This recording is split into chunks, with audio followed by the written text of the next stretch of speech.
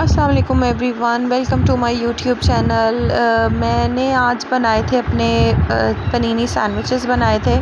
अच्छा, मेरे मियाँ साहब को ज़्यादा ये पसंद नहीं है कि हर वक्त बस सालन रोटी हम खाएं। उनका दिल होता है कि कोई ना कोई डिफरेंट चीज़ें हम खाएं, कुछ ना कुछ डिफरेंट मुझे बना के दिया करो। तो मैं इस तरह से ही फिर अपनी रूटीन रखती हूँ कि 2-3 दिन सालन बनाया, उसके बाद कुछ इस तरह का उनको बना दिया। और इस तरह की चीज़ें जो हैं वो ज़्यादा हमारी बोनलेस में ही बनती हैं। तो मैं जब हमारी चिकन आती है तो मैं उसमें से जो बोनलेस है वो मैं अलग उसकी जो है ना पैकेट्स बना लेती हूँ।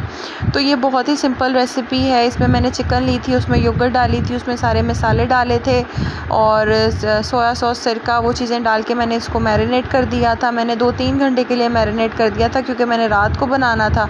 उसके बाद मैंने इसमें थोड़ा सा ऑयल डाल के और इसको थोड़ी देर दम पे रख दिया था, फिर भून लिया था और इसमें प्याज और शिमला मिर्च भी ऐड कर ली थी। तो इस तरह से तो हमारी चिकन रेडी हो गई थी। तो इस तरह की जो चीज़ें होती हैं हंडिया, वैसे तो इंसान जो औरतें कुकिंग करती हैं उनको आइडिया होगा कि कुकिंग जब हम कुकिंग नहीं करते थे तब हमें लगता था कि ओ माय गॉड, कुकिंग तो पता नहीं क्या है और बड़ी मुश्किल चीज़ है और बड़ी टाइम टेकिंग चीज़ है। लेकिन जब आप कुकिंग करने में आते हो तो आपको आइडिया होता है कि नहीं, ये तो बहुत जल्दी हो जाती है। मतलब आपकी स्पीड डेवलप हो जाती है और हंडिया बनाना तो कोई इतनी बड़ी बात नहीं है। हाँ, ये ज़रूर मैं आजकल की लड़कियों को कहूँगी कि कुकिंग ज़रूर सीखनी चाहिए। ये बात नहीं है कि हमने नहीं करनी या हम सीख लेंगे या हम जाके सीख लेंगे, नहीं। जाके तो आपने सीखना है कि जो आपके ससुराल का टेस्ट है वो आपने करना है। लेकिन जब आपको पता होगा कि अगर आपने पुलाव बनाना है उसके स्टेप्स क्या हैं, तो फिर आप उसमें उनके अकॉर्डिंग के टेस्ट में चेंजिंग कर सकते हो कि इतना नमक डालना है, इतना मिर्च डालना है, ये वो। लेकिन प्रोसीजर तो सेम है ना, कि हमने उसको पुलाव पकना कैसे है वो तो हर घर में पूरी दुनिया में एक ही तरीका चलता आ रहा है ना, उसमें तो कोई फ़र्क नहीं है। तो कम से कम स्टेप्स पता होने चाहिए। तो कुकिंग करना ज़रूर सीखें। कुकिंग कोई मुश्किल चीज़ नहीं है, कोई इतनी बड़ी कस्तूरी नहीं है और आसानी से इंसान बना लेता है। इतना ज़्यादा कोई ख़ास टाइम भी नहीं लगता। और मुझे लगता है कि मुझे कुकिंग का शौक़ है और मुझे ज़्यादा कुकिंग का शौक़ है, डिफ़रेंट चीज़ें बनाने का मुझे शौक़ है। रेगुलर चीज़ें तो इंसान बनाता रहता है, वो तो आती हैं, लेकिन मेरा होता है कि ना मैं कुछ डिफ़रेंट ट्राई करूँ। तो मेरे हस्बैंड को भी डिफ़रेंट चीज़ें पसंद आती हैं। तो मैं इवन ये नहीं कि सिर्फ मैं ये सैंडविचेज़ या पिज़्ज़ाज़ या इस तरह की चीज़ों में कह रही हूँ, मैं हंडिया भी डिफ़रेंट बनाती हूँ।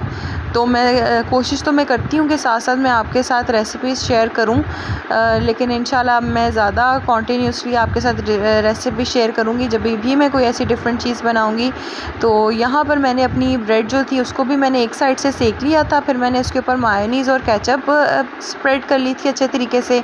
उसके ऊपर मैंने चिकन डाल दी थी और फिर मैंने उसके ऊपर डाल दी थी अपने मोज़रेला चीज़।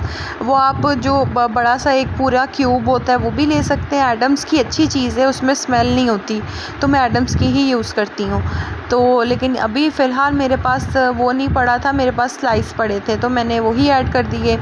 उसके बाद मेरा जो सैंडविच मेकर है उसमें 2 ऑप्शंस हैं। एक तो वो सैंडविच मेकर भी है ना, साथ साथ उसमें ग्रिल पैन भी लगता है, वो ग्रिलर भी है। तो कैनवुड का है वो, तो वो काफ़ी मुझे ना अच्छा लगता है।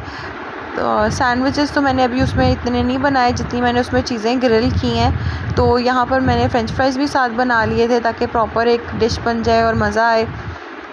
साथ ठंडी ठंडी चिल्ड कोक का तो मज़ा ही और है। आपको पता है मुझे आप में से कितने लोग हैं जिनको पेप्सी नहीं पसंद और कोक पसंद है। आई एम श्योर बहुत से पेप्सी लवर्स भी हैं, लेकिन मुझे ना पेप्सी का कोई ख़ास इतना टेस्ट नहीं लगता। मुझे लगता है कि उसमें सिर्फ गैस ही बहुत ज़्यादा है, लेकिन कोक का ना एक टेस्ट है। तो मैं तो कोक लवर हूँ। तो खैर मैंने वो भी साथ चिल कर ली थी। और इसके बाद यहाँ पे मैंने चिकन ऊपर स्प्रेड की, फिर चीज़ ऐड की, फिर मैंने इसको बीच में से हाफ़ कर लिया था और फिर मैंने इसको ग्रिल कर लिया था।